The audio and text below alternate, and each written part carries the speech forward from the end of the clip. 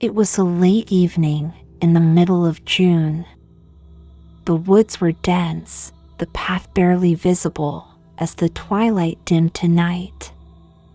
I was there with Jake, my old friend from college, and our mutual interest in the supernatural had brought us here, to these forsaken trails.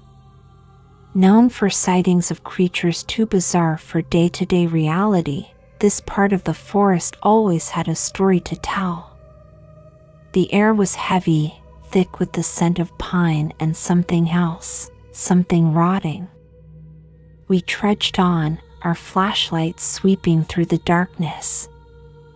Suddenly, Jake stopped. He had heard something. I listened intently, but all I could hear was the thumping of my own heart. "Did you hear that?" he whispered, his voice barely audible. Before I could respond, a low growl resonated through the trees.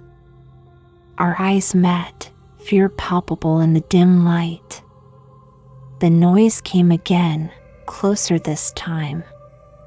We turned our flashlights toward the source, but saw nothing.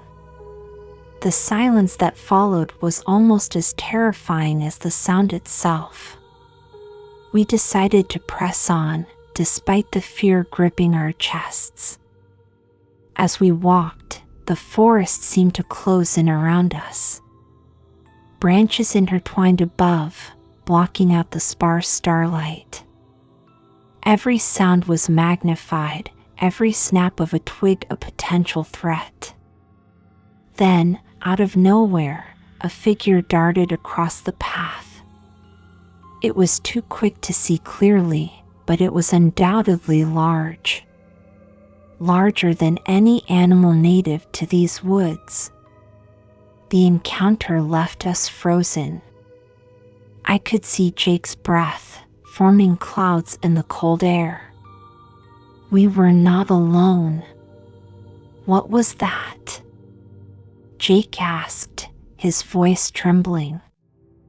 I don't know, I replied, trying to keep calm, but we should keep moving. We picked up our pace, the ground beneath our feet crunching loudly. The deeper we ventured into the forest, the more disoriented we became. The trees seemed to shift, creating new paths where none had been before. Our flashlights flickered as if the darkness itself was trying to swallow the light. After what felt like hours, we came across a clearing.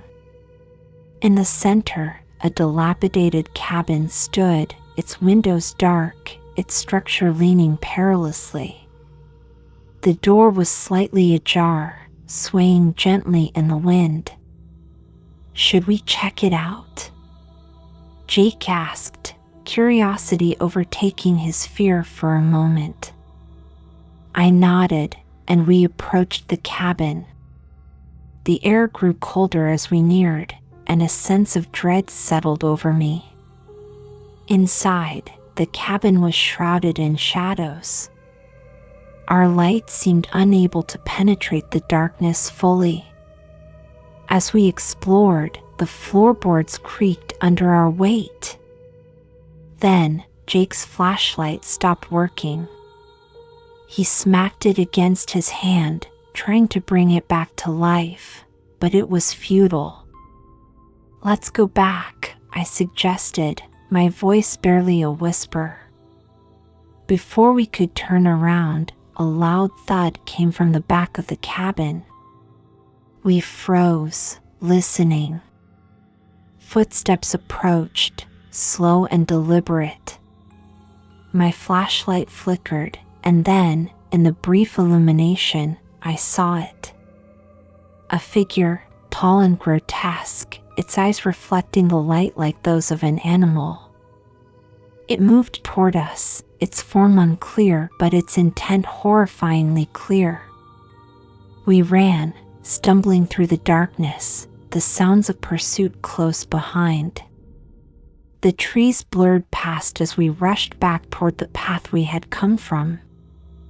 I dared not look back, the sounds of heavy footsteps ever present behind us. As we neared the edge of the woods, the noises faded, the oppressive feeling of being watched slowly dissipating. Exhausted and terrified, we made it back to our car.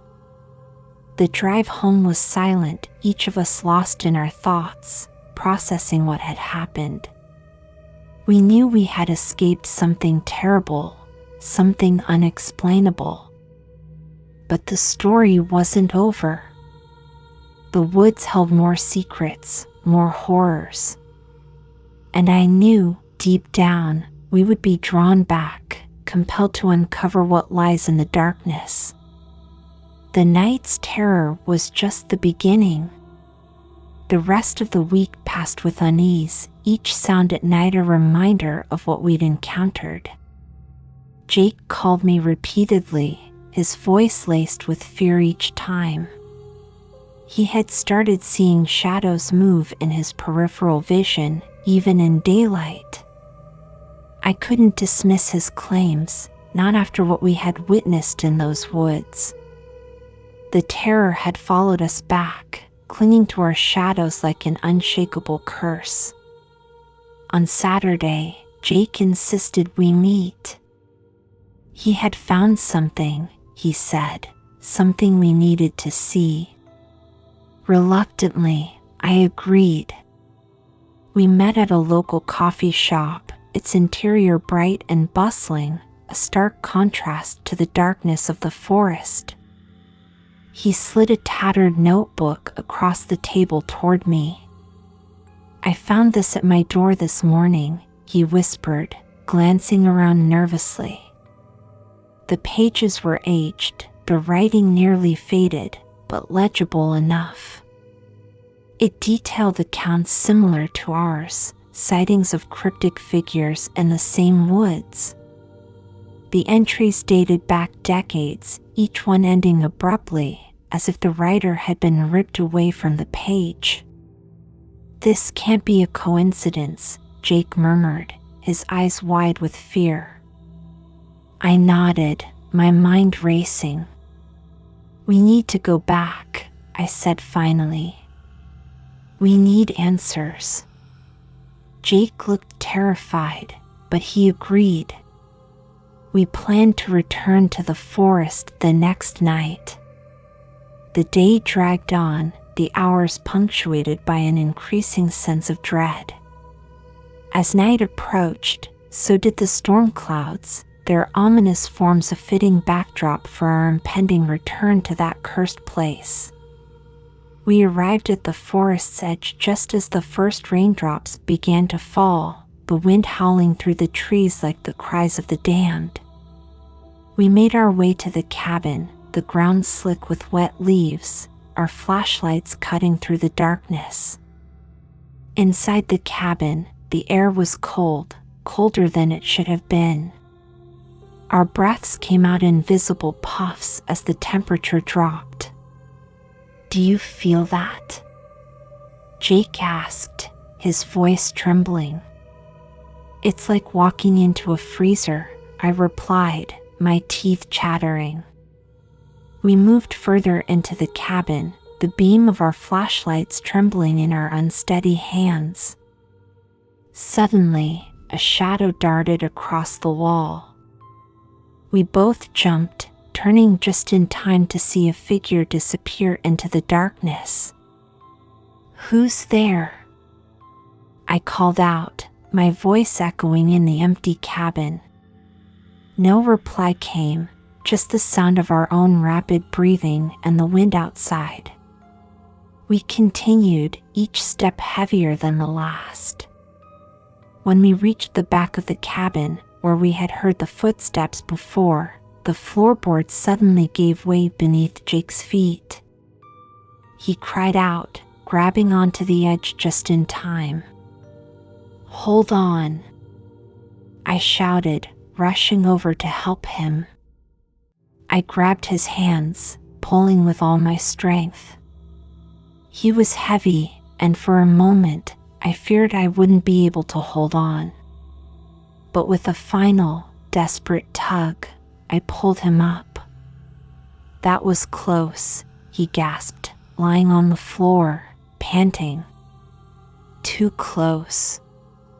We should have turned back then, but our need for answers pushed us forward.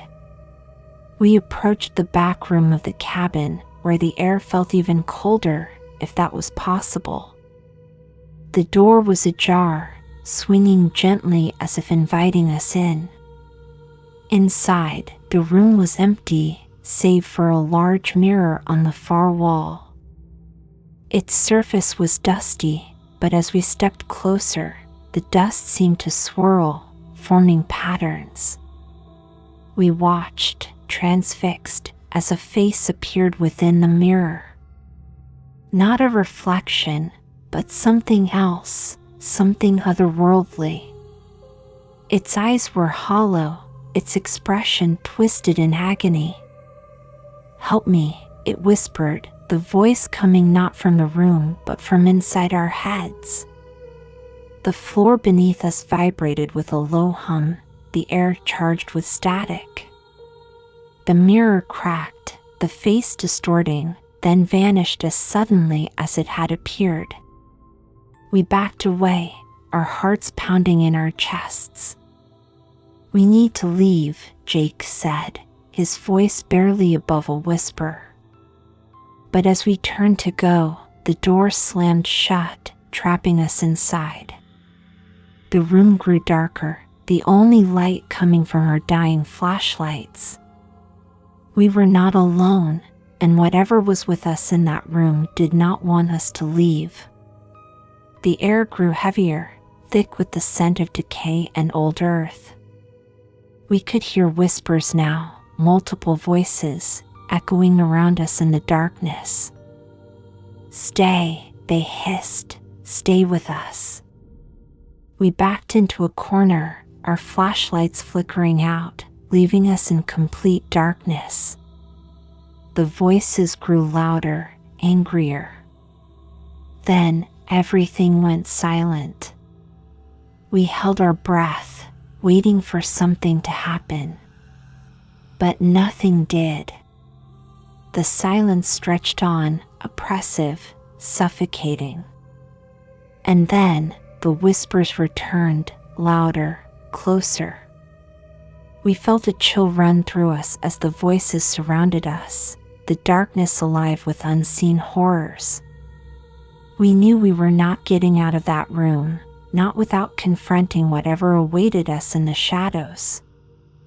But as we prepared to face the unknown, the floor beneath us trembled, and a new, even deeper darkness began to seep through the cracks. The darkness grew, consuming every hint of light. The voices intensified, a cacophony of whispers and screams mingling in the air around us. My heart raced, thumping loudly in my ears, as if trying to drown out the voices. Jake clutched at my arm, his grip so tight it was painful. "We can't stay here," he yelled over the noise, his face pale with terror.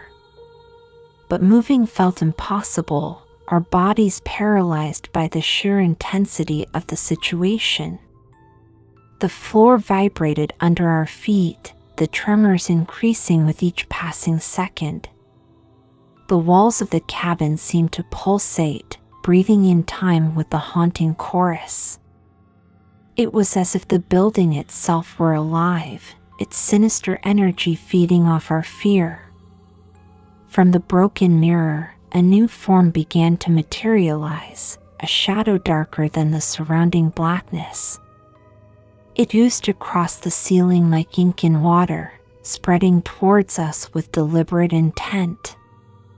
I tried to look away, but my eyes were drawn to it, fixated by some malevolent force. The shape twisted and writhed, elongating into a humanoid figure.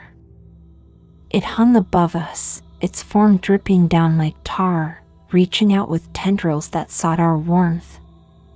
"We have to do something," Jake muttered, his voice shaking. "We can't let it touch us." I nodded, trying to marshal my scattered thoughts. My flashlight flickered weakly, the battery nearly spent. In a moment of desperate inspiration, I threw the flashlight at the figure. The light burst on impact, casting a brief, intense glow. The shadow recoiled as if burnt, its form dispersing momentarily before regathering. That's it, I realized. It can't stand the light. But without another light source, we were helpless. I frantically searched my pockets, hoping to find something, anything that could help. My fingers brushed against my phone. With shaking hands, I switched on the flashlight app, the beam less powerful but still bright. The shadow hesitated, then surged forward, faster than before. I waved the phone, casting light in wild arcs. The shadow recoiled with each pass of the beam but continued to advance, undeterred. It was learning, adapting, and we were running out of time. Look for something, anything that can make light, I shouted to Jake. He rummaged through his backpack, discarding its contents on the floor. Then, his hand closed on something small and metallic, a lighter. Got something, he exclaimed, flicking it on. The small flame sputtered into life, fragile but fierce. Together, we used the phone's light and the lighter to hold the shadow at bay. It writhed at the edge of the light's reach, its form constantly shifting, never quite solidifying. The room spun around us, the walls seeming to bend inward, the whispers now screams in our ears. It felt like the world was ending, the boundaries between reality and nightmare blurring. "We need to get out," Jake said, his voice urgent. "We can't keep this up forever." I knew he was right. The shadow seemed to be waiting, gathering strength for another assault. We made for the door, keeping the lights trained on the shadow. It recoiled, allowing us a path. We reached the door, pushing against it with all our strength. It held fast, sealed shut by some unseen force. "It's locked," I cried, desperation creeping into my voice. Jake slammed his shoulder against the door, once, twice, then a third time.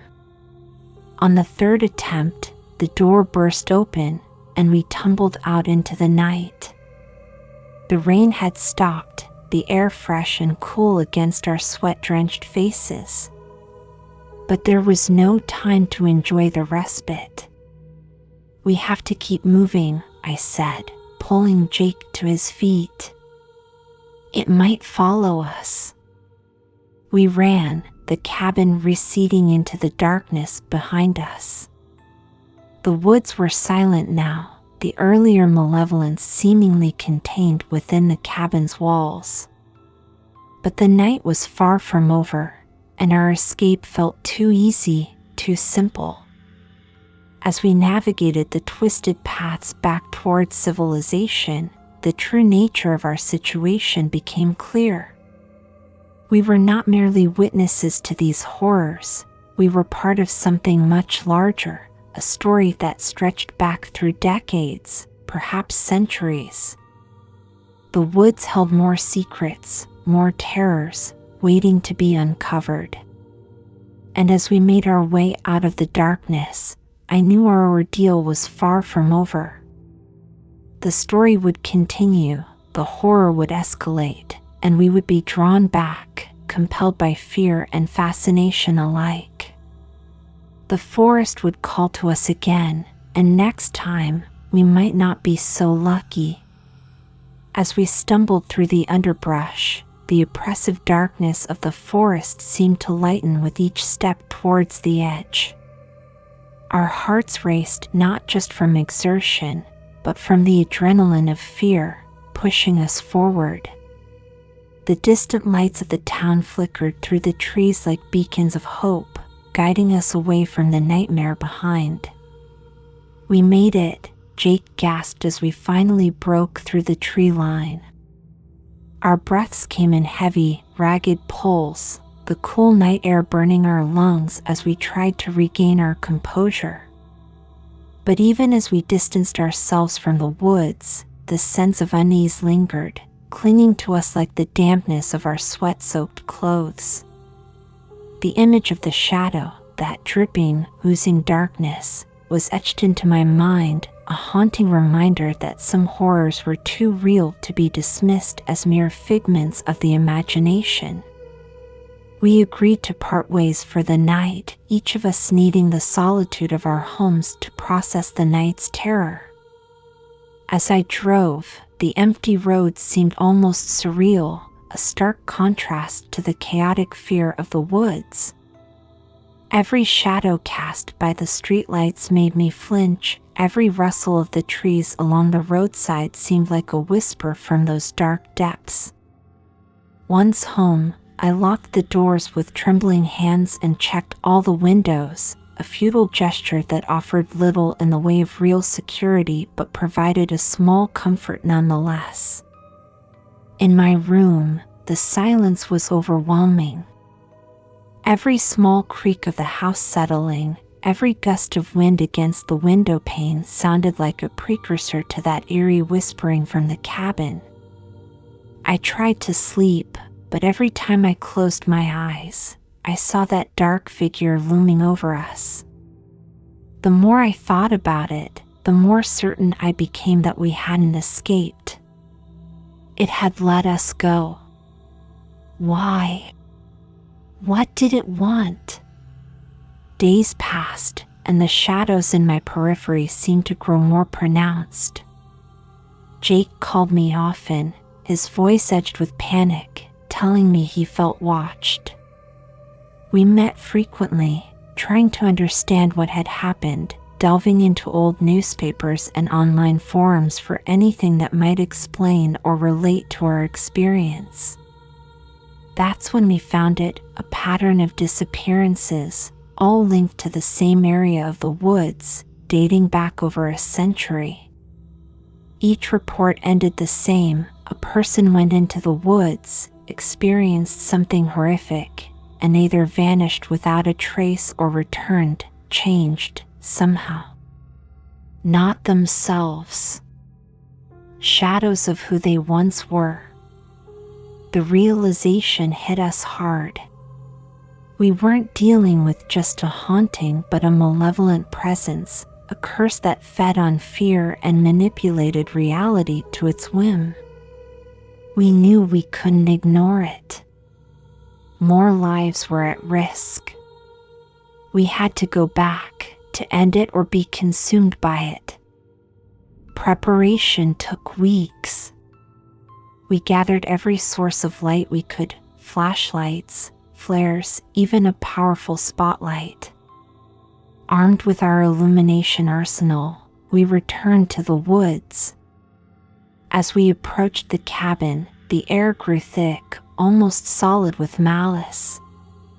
But this time, we were ready. We lit up the night with our lights, the cabin appearing as a beacon in the darkness. We entered, the interior awash in light, and there it was, the shadow, writhing in the brightness, its form less defined but still menacing. "You can't have us," I shouted, my voice defiant. "We're not afraid of you anymore." It shrieked, a sound that was both a howl and a wail, pained and furious. Jake threw a flare directly into its midst. The effect was instantaneous. The shadow recoiled, its form dissipating like smoke in a strong wind. We continued, throwing more flares, each burst of light making it shrink away until it was no more than a whisper, a dark patch against the far wall that slowly faded into nothing. The cabin felt different then, just an empty, abandoned structure, harmless and ordinary. We left the woods that night, not with a sense of foreboding, but with a feeling of accomplishment. We had faced our fears, confronted the darkness, and come out victorious. But even as we celebrated our victory, part of me knew the truth. We hadn't destroyed it, we had only dispersed it, for now. The darkness was part of the woods, ingrained in the very soil. It would gather strength again, perhaps in another 100 years. And someone else would have to face it. As we drove away, the first light of dawn crested the horizon, a reminder that after every night, no matter how dark, the sun will rise. We had won this battle, but the war against darkness, against fear, is never truly over. It waits, patient and eternal, for the next soul to wander too deep into the woods. And when that time comes, I hope they are as prepared as we were.